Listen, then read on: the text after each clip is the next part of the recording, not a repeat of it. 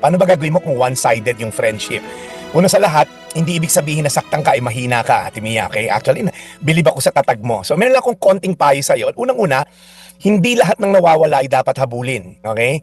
In fact, may mga tao siguro si Lord na dinala sa atin na seasonal lang ba?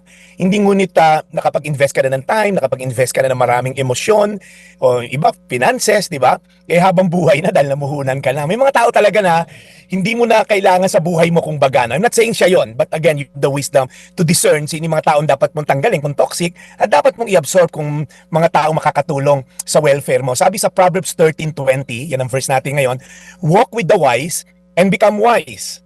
For a companion of fools suffers harm. Okay, kung kasama mo raw ay mga taong hindi to yung matalino na magulang, okay? Ibig sabihin ng wise, hindi po yung Pinoy na wise. Yung wise, you know the right thing to do at ginagawa mo. Alam mo yung godly thing to do at ginagawa mo, yun daw po yung mga dapat nating samahan.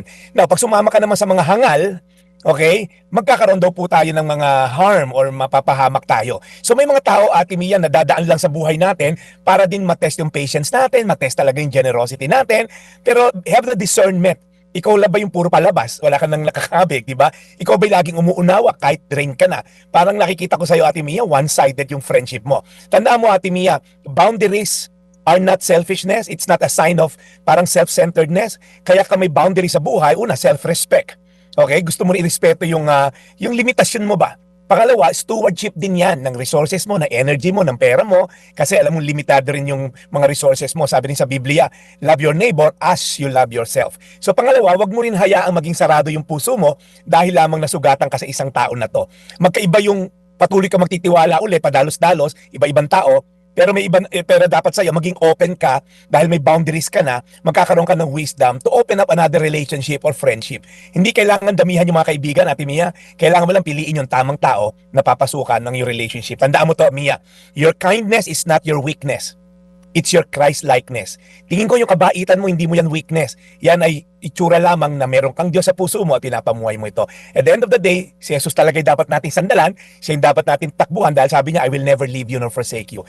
Kaya Ate Mia, ang payo ko lang sa'yo, maging matatag ka, huwag kang abuso, okay? And then be with godly people. Kung may church sa inyo, may simbahan, katoliko, o ano iglesia, born again, siguro it's good to be with fellowship ng mga taong may takot sa Diyos para mabigyan ka rin ng wisdom kung anong dapat at sino dapat samahan. Sabi kasi sa Proverbs 13:20, walk with the wise and become wise, for a companion of fools suffers harm.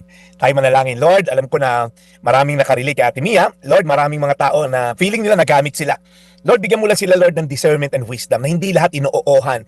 Hindi lahat kailangan i-please. We're here for the audience of one. Ikaw lamang, Lord, ang kailangan namin i-please. Ikaw lamang ang dapat pumalakpak sa amin. We're here for the applause of one.